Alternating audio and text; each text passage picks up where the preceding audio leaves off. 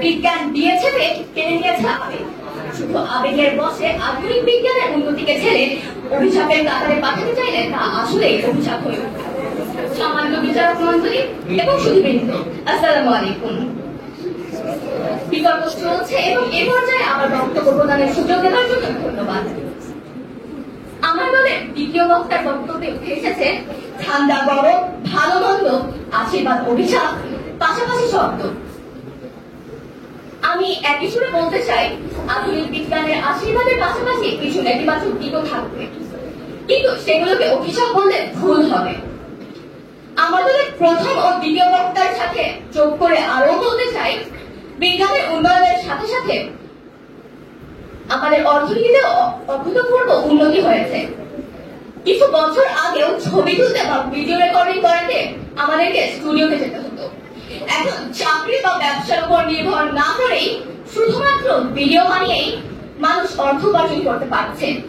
সাথে সাথে প্রয়োজনীয় সামগ্রীর ছবি মাত্র দেখে আমরা ঘরে বসেই তা ক্রয় করতে পারছি। উন্নত বিশ্বের কম্পিউটার নির্ভর নানা কাজ ফ্রিল্যান্সিং এর মাধ্যমে নিজ দেশে বসেই করে দিচ্ছি। এই সবকিছুই আমাদের অর্থনীতিতে অবদান রেখে চলেছে। বিশ্ব বাণিজ্য সংস্থা 2023 অনুযায়ী বিশ্বের ফ্রিল্যান্সারদের 14% বাংলাদেশে। তথ্যসূত্রের দৈনিক প্রথম আলো 13 নভেম্বর 2023। মাননীয় বিচারক মন্ডলী ও সুধীবৃন্দ, আসুন একটা বিষয় লক্ষ্য করি। প্রযুক্তির উন্নয়ন তথা অটোমেশন বা স্বয়ংক্রিয়তা আমাদেরকে আরো বেশি উন্নত জীবনযাপনে অভ্যস্ত করেছে। স্বয়ংক্রিয়তার ফলে বেকারত্বের হার কিছুটা বাড়লেও প্রযুক্তির উন্নয়নে তার প্রভাব লক্ষণীয়। উদাহরণস্বরূপ আজমপুরে দাঁড়ালে দেখা যায় বাসগুলো সাহায্যকারীদের ফার্মগেট গুলিস্তান যাওয়ার হাত ডাকে এলাকা সরগরম হয়ে পড়ে।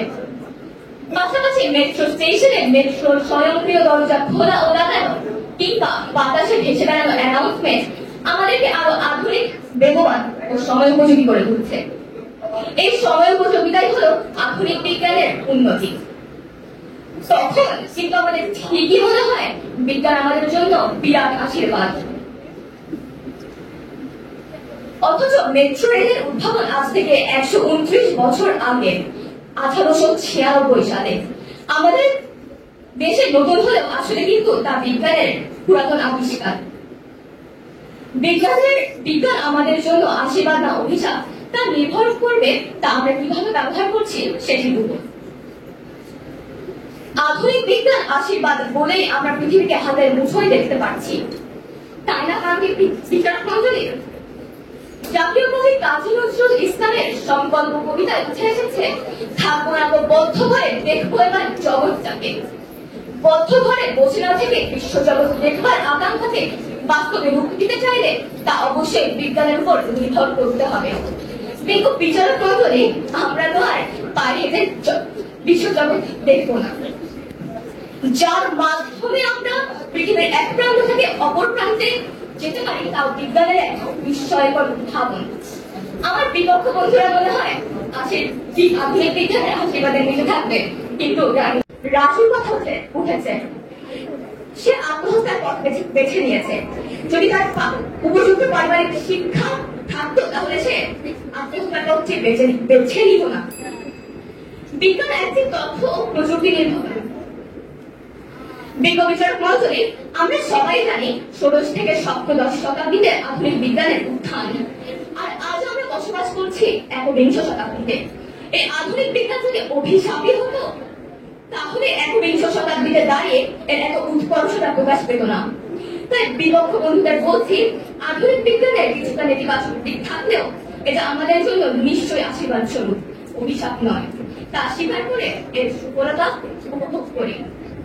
ধন্যবাদ মাননীয় বিচারক মন্ডলী এবং বাংলাদেশের বর্তমান চিত্র অনুযায়ী ছোট ছোট ঘর বাড়ি গ্রামগুলো মিলেমিশে থাকলেও সেখানকার মানুষদের আর মিলেমিশে থাকার চিত্র দেখা যাচ্ছে না এই স্বয়ংক্রিয় প্রযুক্তির কারণে। অসংখ্য ধন্যবাদ আজকে পর্বে আমাকে কিছু বলার সুযোগ করে দেওয়ার জন্য। বিতর্ক চলছে, দিশা আধুনিক বিজ্ঞান ও প্রযুক্তি সমাজের জন্য আশীর্বাদ নাকি অভিশাপ, বিপক্ষে অবস্থান করছি। নোবেলজয়ী কম্পিউটার বিজ্ঞানী ও গুগলের সাবেক নির্বাহী জেফ্রি হিন্ডেল, যাকে কৃত্রিম বুদ্ধিমত্তার গডফাদার বলা হয়, তিনি তার সম্প্রতি একটি সাক্ষাৎকারে বলেছেন তিনি আশঙ্কা করছেন এই আধুনিক বিজ্ঞান ও প্রযুক্তি অতি শীঘ্রই মানব জাতিকে ধ্বংস করে দিতে পারবে। উপরন্তু তিনি এটিকে টেকনোজাইট বলে আখ্যায়িত করেছেন, যেখানে এই আধুনিক প্রযুক্তির নির্মাতা এবং এই সম্পর্কে বিশেষজ্ঞরাই বলে চলেছেন এটি মানব জাতির ধ্বংসের কারিগর, সেখানে আজকের মঞ্চে দাঁড়িয়ে এটিকে আশীর্বাদ বলে প্রমাণ করার চেষ্টা করেন, এটা তো হাস্যকর বিষয়। প্রযুক্তি বিষয়ে গবেষণা সংস্থা ডিজিটাল ক্ল্যারিটি দিয়েছে একটি ভয়ঙ্কর তথ্য। সম্প্রতি তারা 1300 জন মানুষের উপর একটি জরিপ চালে, সেখানে তারা দেখতে পাচ্ছে 18 থেকে 25 বছর বয়সী যাদেরকে তরুণ বলে গণ্য করা হয়, তারা দিনে গড়ে 13 ঘন্টা সময় ব্যয় করছে সামাজিক যোগাযোগ মাধ্যমে, যা প্রযুক্তি অন্যতম সাইট।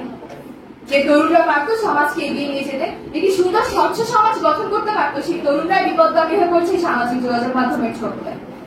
পাশাপাশি স্প্যানিশ বিজ্ঞানী নানো ক্যাসোস ইনফরমেশন এইচ নামে স্তরের একটি বইয়ের প্রথম স্তর, যার নাম rise of network society, information age of economic society and culture, এই গ্রন্থটি বিশ্লেষণ করতেছে এআই মাহবুবুল ঢাকা বিশ্ববিদ্যালয়ের অধ্যাপক এআই মাহবুবুদ্দিন জানান, নেটওয়ার্কের কারণে আমরা যে ভার্চুয়াল জগতে বাস করছি, যেখানে ব্যক্তি জীবনই হয়ে চলছে নেট বনাম ব্যক্তি জীবন।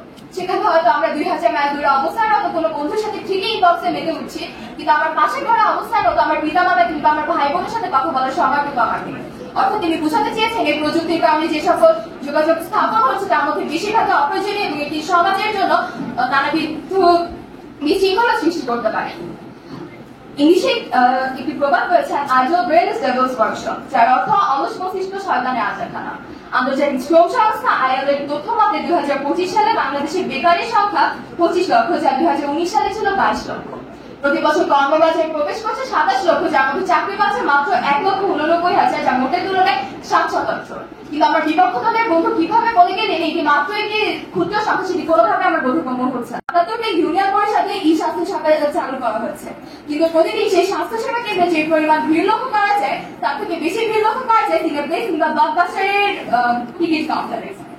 রাশিয়া ইউক্রেনের যুদ্ধ কিংবা ইসরায়েল ফিলিস্তিনের যুদ্ধের ভয়াবহতা বহুগুণ বৃদ্ধি পেয়েছে এই স্বয়ংসক্রিয় প্রযুক্তির অন্যতম আবিষ্কার পারমাণবিক শক্তির জন্য। তাছাড়াও সামাজিক যোগাযোগ মাধ্যমে ব্যক্তি স্বাধীনতার নামে এক উদ্ভট ভ্রান্ত চিত্র তুলে ধরা হয়েছে, যেখানে মানুষ সামাজিক কাছ থেকে দূরে থাকে এবং নিজের পিতামাতার সাথে সম্পর্ক বিচ্ছিন্ন করে এটি ট্রেন্ড বলে মনে করে। তাছাড়া একটি প্রযুক্তি উদ্ভাবন করতে তার মধ্যে যে পরিমাণ রে প্রবেশ করানো হয়, সেই রেগুলো মানুষের মস্তিষ্কে প্রতি সেকেন্ডে গড়ে 120টি সেল ধ্বংস করে দিতে পারে, যা একটি শিশুর স্বাভাবিক বিকাশে বাধাগ্রস্ত করে, পাশাপাশি একজন বিকশিত মানুষের বিবেককে লোপ পাইয়ে দিতে পারে। ইন্টারনেট একজন ব্যক্তি যে ধরনের লাইফস্টাইল বা যে ধরনের কন্টেন্ট পছন্দ করেন, কৃত্রিম বুদ্ধিমত্তা তাকে সেই ধরনেরই কন্টেন্ট প্রোভাইড করে থাকে, কিন্তু ব্যক্তিও সেটি উপভোগ করে। কিন্তু কিছুক্ষণ পর যখন সে ডিভাইসের আলো থেকে বেরিয়ে তার বর্তমান পৃথিবীতে চলে আসে, তখন দেখছে তার চেনা বিশ্বটি ঠিক সেরকম নয়, তখন সে নানাবিধ হীনমন্যতায় ভুগছে, পাশাপাশি তার কর্মকাণ্ডগুলো হয়ে যাচ্ছে নানাবিধ ধ্বংসের ছোট, যেগুলো সমাজের জন্য নানাবিধ ক্ষতির শিকার। তাছাড়াও আমাদের সমগ্র বিশ্বের সবচেয়ে বড় চুরি হিসেবে গণ্য করা হয় তথ্য চুরিকে, যা বর্তমান বিশ্বে ঘটছে আধুনিক প্রযুক্তিকে হাতিয়ার হিসেবে ব্যবহার করে। ওয়ার্ল্ড হেলথ অর্গানাইজেশন WHO এর মতে প্রতি 7 জন শিশুর মধ্যে একজন শিশু সামাজিক তার সাথে জুড়ে থাকছে এবং নানাবিধ মানসিক প্রতিবন্ধকতায় ভুগছে, যা একটি সমাজের জন্য নানাবিধ বিশৃঙ্খলা সৃষ্টি করতে পারে। আমার বিপক্ষ দলের বন্ধু বলে গেলেন গত অনলাইন ফাইন্যান্সের মাধ্যমে মানুষ নানাবিধ অর্থ উপার্জন করতে পারছে, কিন্তু ঢাকা মেট্রোপলিটন পুলিশের তথ্য অনুযায়ী গত অর্থ বছরে অনলাইন ফিশিং এর মাধ্যমে 5 কোটি টাকা প্রতারণার মাধ্যমে হাসিল করার সন্ধান পাওয়া গেছে। আমরা নিশ্চয়ই কেউ প্রযুক্তির হাতে পুতুল হতে চাই না, সৃষ্টির সেরা জীব হিসেবে নিজস্ব সত্তাকে হারাতে চাই না। প্রকৃতির সান্নিধ্যে মুক্ত বাতাসে মিলেমিশে থাকতে চাই, পৃথিবীকে এক নিসর্গ করে তুলতে চাই। প্রযুক্তির ভয়াবহতার কারণে এদিকে এখন আর সম্ভব। আমরা নিজেদের পৃথিবীকে এক অন্যরকম কৃত্রিম পদার্থ হিসেবে দেখতে পাচ্ছি, যেখানে মানুষের ভালোবাসা ও সমৃদ্ধি অনুভব। হ্যাঁ, এটি প্রযুক্তির দুর্বিষহ অভিশাপ যা সমাজে নানাবিধ ক্ষতির সৃষ্টি করছে। ধন্যবাদ।